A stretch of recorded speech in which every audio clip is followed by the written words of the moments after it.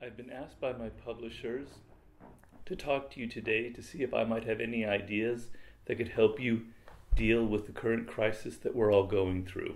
I believe that most of us are aware of the physical dangers that we're all facing with this pandemic and the steps that we need to take to stop the spread of it.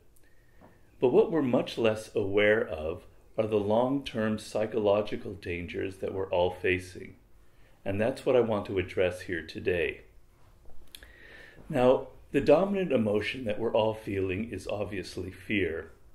And I think it would be helpful to understand first the origin, the nature, and the purpose of fear itself. Now, fear is the oldest emotion of them all. And this is what happens when an animal feels fear. It senses some kind of danger in the environment, and immediately powerful chemicals are released in the bloodstream that lead to an increased blood pressure, a quickened heartbeat, and increased levels of alertness and perception, all of which gives the animal extra energy and prepares it for a fight or flight response. When the danger passes, those chemicals pass through the bloodstream and the animal is able to return to its normal functioning. So the purpose of fear is quite simply to help the animal in its struggle to survive. Now, obviously, primates and our earliest ancestors had the fear response. But with the birth of thinking and consciousness, our ancestors added an element to fear and how to respond to it. In the minutes and hours after they felt fear from some danger and those chemicals were still in the bloodstream, they were able to think about what just happened, about this experience, and to imagine other ways of responding. Perhaps they could avoid this particular location where there were predators around. Perhaps they could respond differently than fight or flight, which in the presence of a leopard could prove extremely dangerous. In doing this, they evolved a novel way of using the fear response. And it not only helped them survive, but it also helped them gain power and control over their environment. But what happens to us as thinking, conscious creatures when that fear isn't related to something specific, like a leopard or a lion, but is actually quite vague and amorphous and pervasive?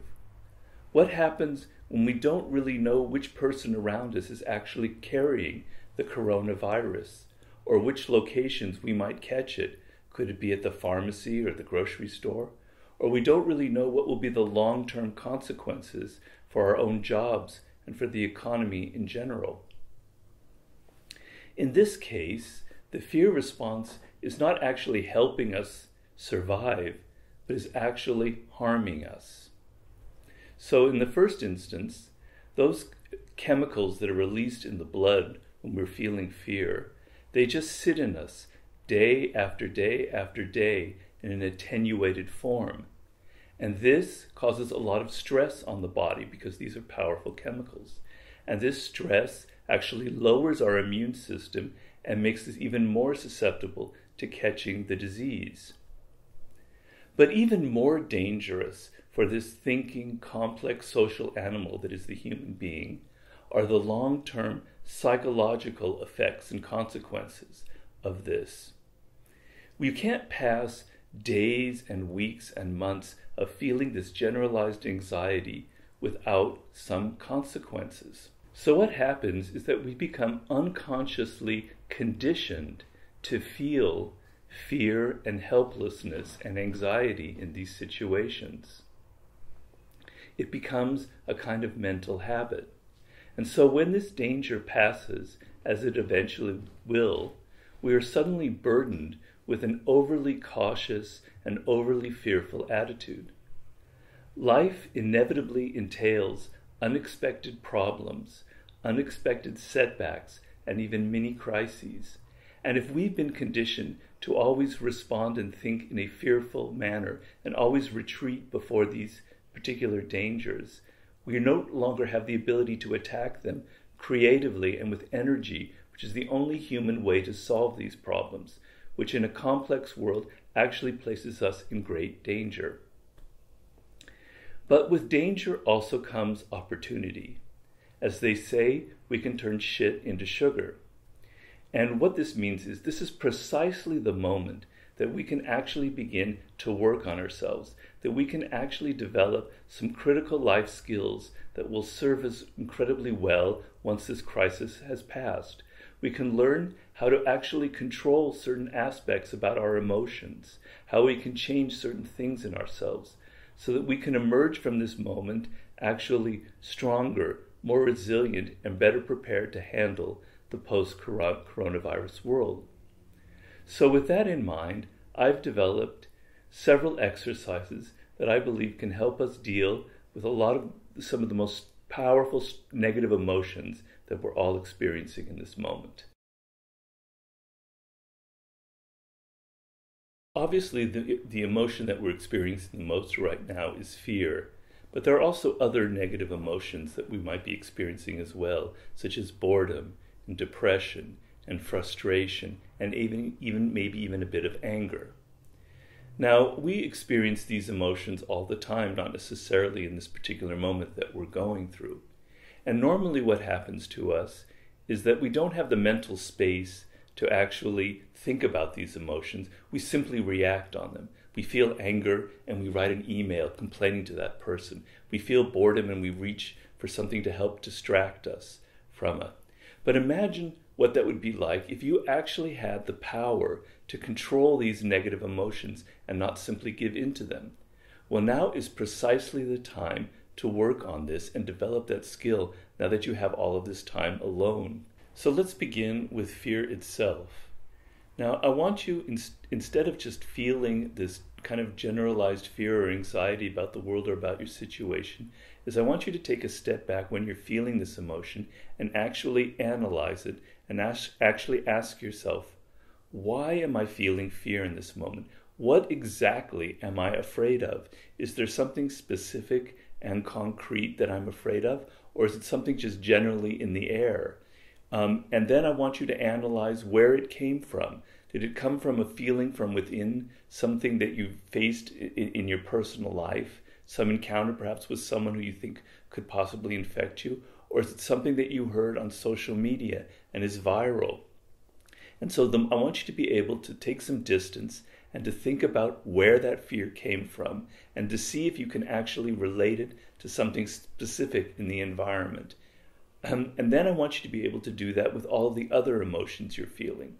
So you're feeling depressed. Instead of giving into that feeling, try and step back and say, why am I feeling depressed in this moment? Is there some specific thing that triggered it? And the same thing with anger.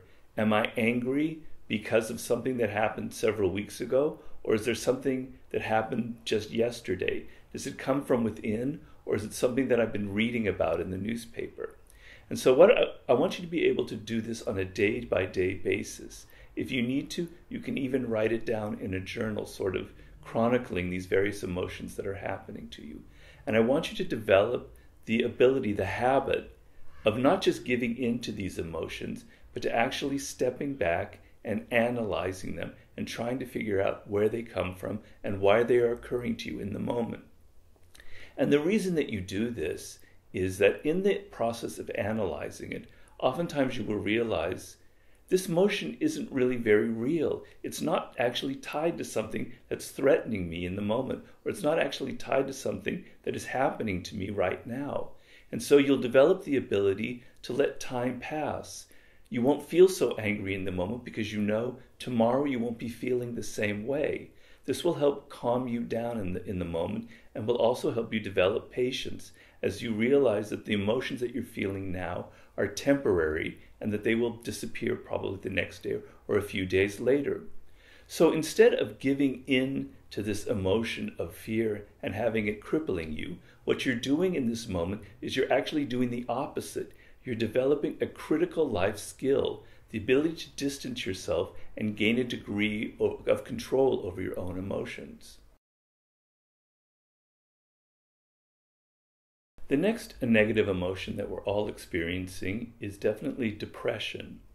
Now, I can't come up with an exercise that can possibly solve such a complex emotion with so many different sources. But there is something that we can all do that can help blunt some of the effects of it. And the first thing is you must understand that the mind and the body are intimately connected, interconnected.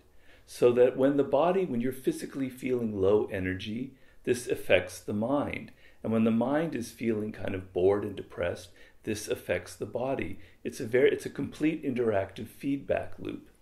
But oftentimes when we feel depressed, we separate that and we only think of the mental part and not realizing that there could be a physical somatic source for this emotion. So one thing that you must understand is how the human body is what it's designed for. And our earliest ancestors were constantly moving, constantly on the go. I'm talking about our hunter-gatherer ancestors. They would walk dozens of miles in a day outside. And so our bodies are designed for continual motion and for being outside in the sunlight. That's how we maximize the use of our physical powers. And you'll notice the trend in northern Scandinavian countries, for instance, in the winter, when people can't move as much and when they're not exposed to as much sunlight, they become extremely depressed and even suicidal. So the physical element has an incredible effect on the mental element.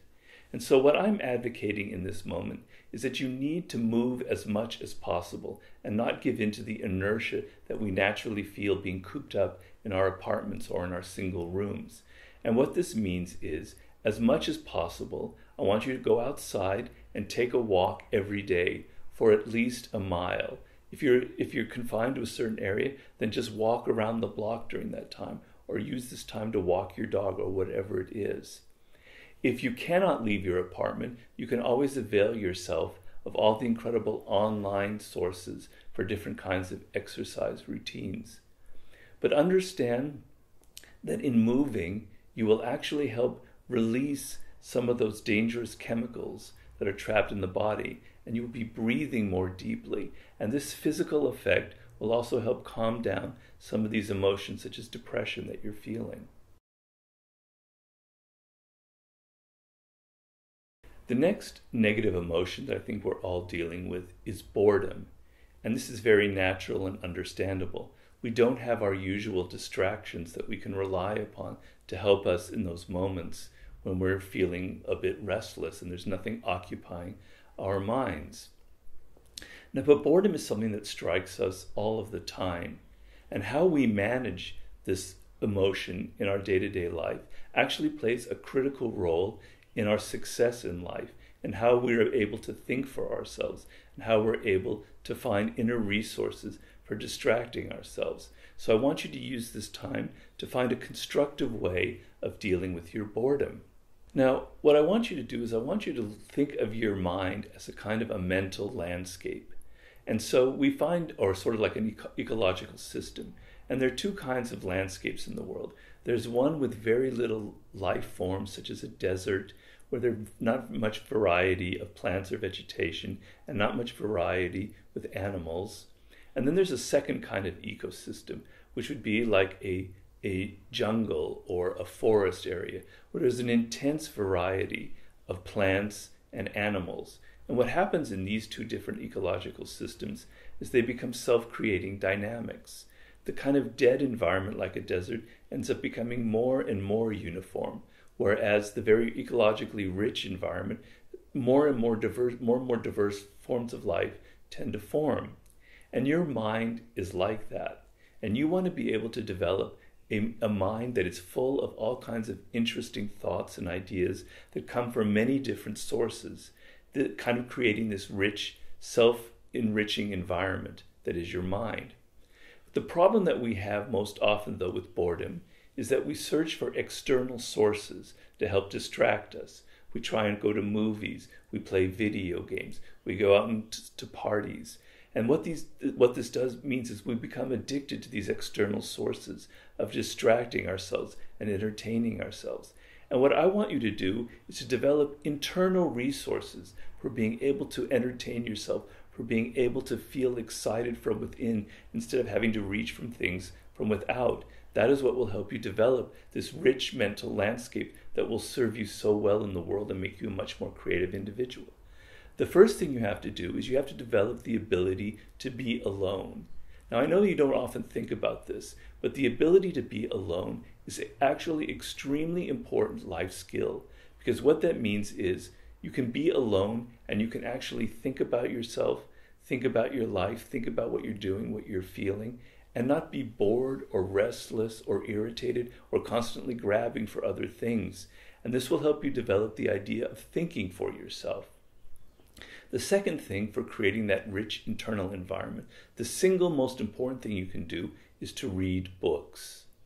And what I mean is I want you to read a wide variety of books. I want you to read books of history and biographies. And I want you to read books on ancient history, ancient Greece, ancient Rome, the Renaissance, things more recently. And what you'll be doing, you're going to be like a mental traveler. Locked in your apartment or your room, you are mentally going to be traveling to all these different times in the past, and you're going to be mentally traveling to all of these different cultures, so you won't feel so trapped. And this is what people in prison often do. They discover the prison library, and even though they're confined in their little cell, their mind is able to travel all around the world, and they find this is as incredibly liberating. So I want you to read as big a variety of books as you can, feeding that landscape. And what happens is, when you watch a movie or you do a video game, you're not training your mind to think for itself. You're having other people tell you what to think. But reading books, you're able to develop your own muscle and your own ideas as you interact with that text. The other thing I want you to read are books on philosophy that will help calm you down. Books written by authors who've dealt with very dangerous, life-threatening situations, like the Stoic philosophers, like the great writer Michel de Montaigne, who actually lived through a dangerous plague in the 16th century and wrote about it. Or modern writers like Viktor Frankl, who wrote that great book Man's Search for Meaning, about his survival in a concentration camp. These books will help you develop incredible skills for how to deal and calm yourself down in moments of great danger and panic.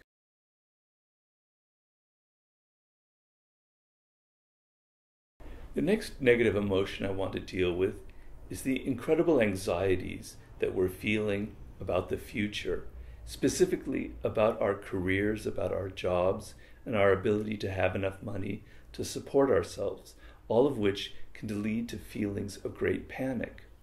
And the thing to understand about this is that if you're constantly reacting to this emotion and constantly reacting to this fear, you can never get out of it, and you're constantly creating more problems for yourself.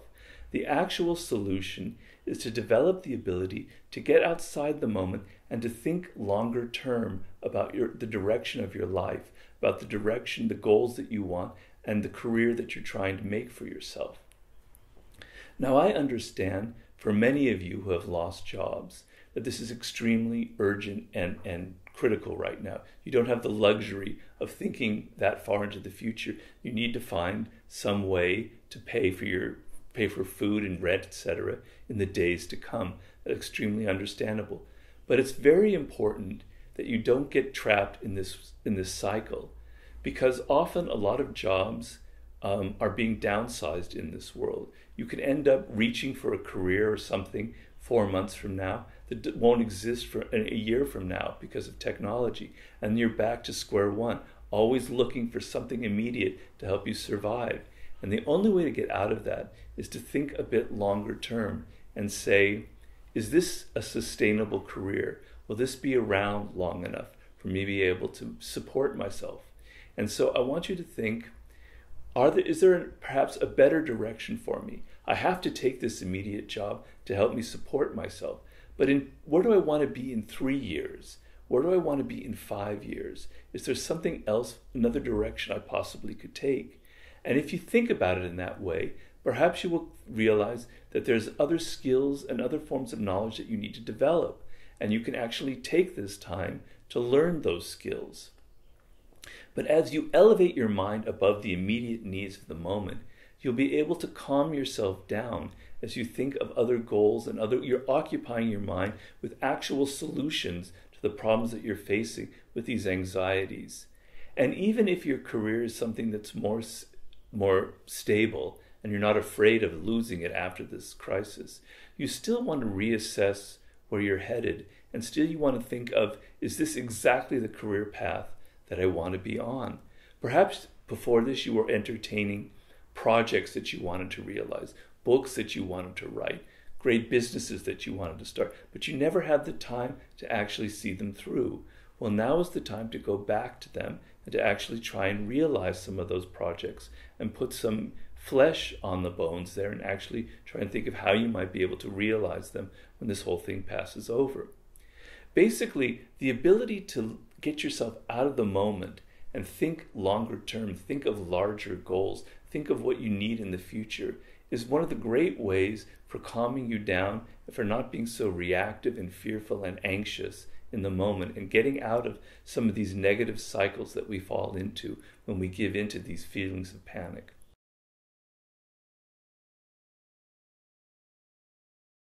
The next emotion that I want us to deal with is feelings of isolation and all the other things that come with it, great feelings of insecurity and self-doubt about ourselves.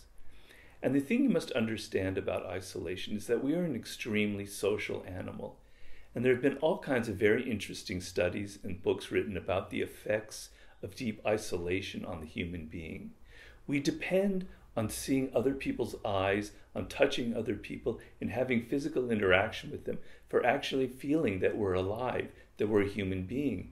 And in moments of isolation, we can begin to doubt that and we can begin to crumble from within. So, although we can't physically be around as many people as we need to right now, there are other ways to connect to people.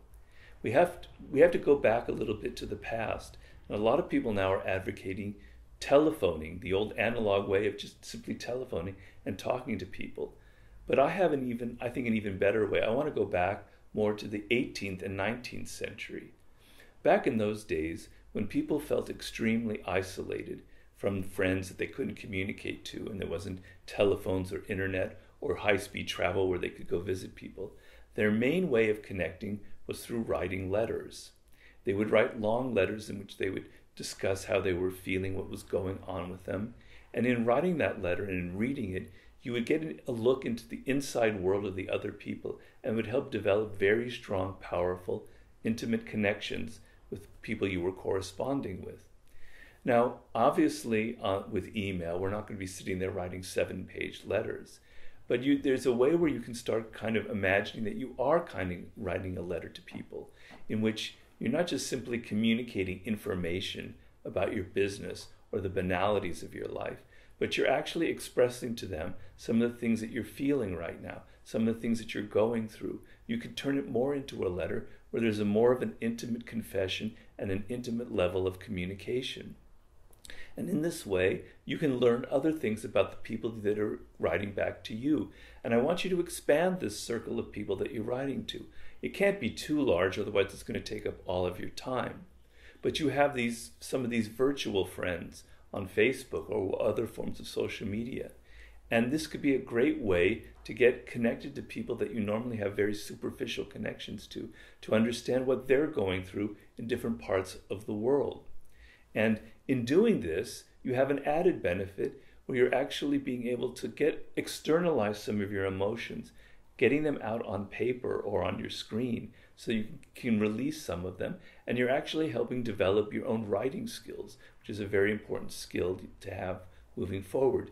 The other thing is, if you're feeling sorry for yourself about you're cooped up and you're confined and how bad your situation is, the other way to get out of it is to develop greater levels of empathy. There's always people who are having something worse than you right now. They're the people who have actually died from this virus. They're the people who are right now sick and fighting for their lives. They're the doctors and nurses out there on the front lines who are risking their lives to help all of us. They're the people delivering our packages who are exposing themselves to danger, or the people working in grocery stores. They probably have it a lot worse than you, unless you're actually one of those people. And so thinking about them and thinking about their plight can help you get outside of yourself and connect more deeply to people, at least on a mental, psychological level. The next negative emotion that I want to deal with is our fear of death itself, of our mortality. Our fear of death is actually the source of all of our other fears and anxieties in life. And one thing you need to understand about our relationship to death is the actual physical component of that. In the past, people who lived in cities or villages, and I'm talking about hundreds of years ago, were constantly seeing death in front of them. They were seeing their parents or their relatives die in their house. They were seeing animals being killed for their food. Death had a physical, visceral presence in their life. And what happens in the modern world is that death has become something so distant and abstract from us. We don't see people in hospitals die. We never see the animals that we're eating being killed. And so death becomes something very distant from ourselves. But the irony of the situation now is that death is actually becoming something much more physical. We feel it all around us, as people did in the past during moments of a plague. And so this is the time for actually not repressing this fear of death, this thought of it, which is what we normally do, but actually turning it around and confronting it in this moment when its presence is so much more real. And you might think, that's kind of gloomy and morbid, Robert. Why do I want to give into that? But it's actually quite the opposite. By thinking about your mortality and about your inevitable death, you're actually able to increase your appreciation of life itself. You're actually able to deepen that connection that you feel to life. Whereas that fear that you're constantly going through is actually hindering your ability to enjoy the life that you're leading. It's making you fearful in so many other ways. So if you think about your mortality in physical terms, you think, well, maybe tomorrow I might contract this illness and I only have 2 weeks to live, or maybe I only have a year to live, or I only have 10 years to live. It'll give you a sense of urgency.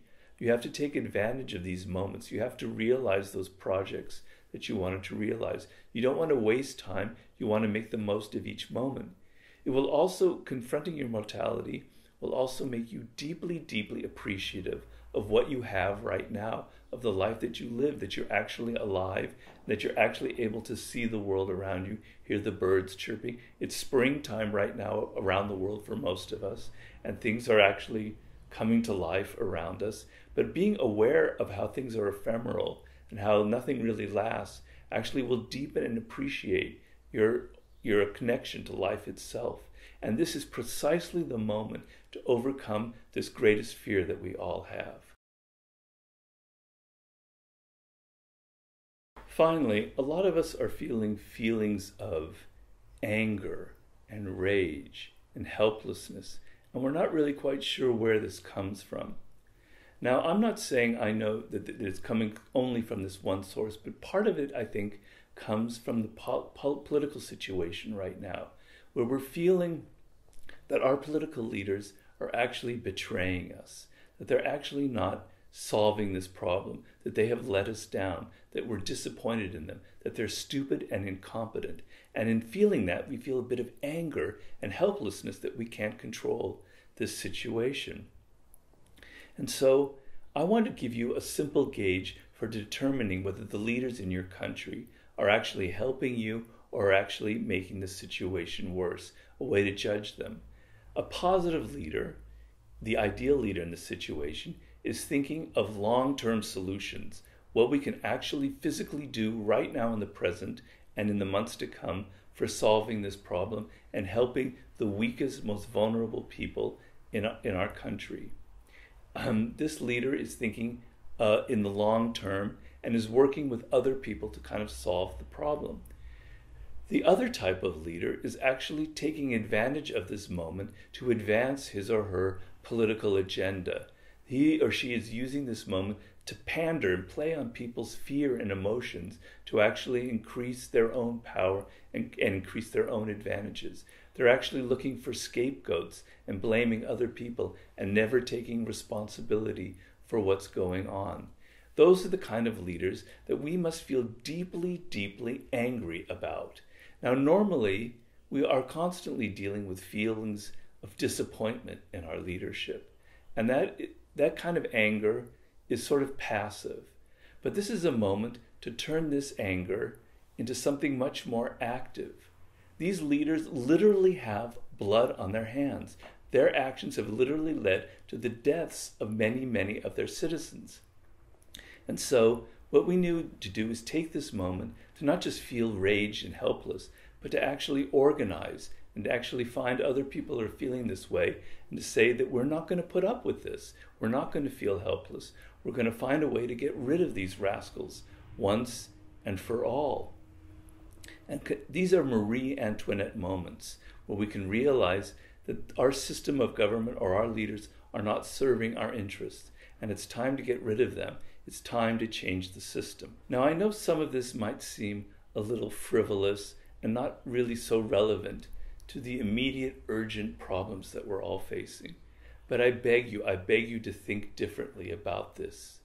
These exercises, if you follow closely, will help calm you down and will give you mental space to think more clearly about the present and the future. They will lead to the cultivation of life skills that will help you further on after this crisis has passed deal with any other future problems in life. They will help expand your capacities.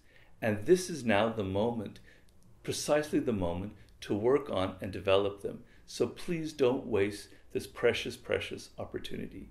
Thank you so much for listening, and please be safe.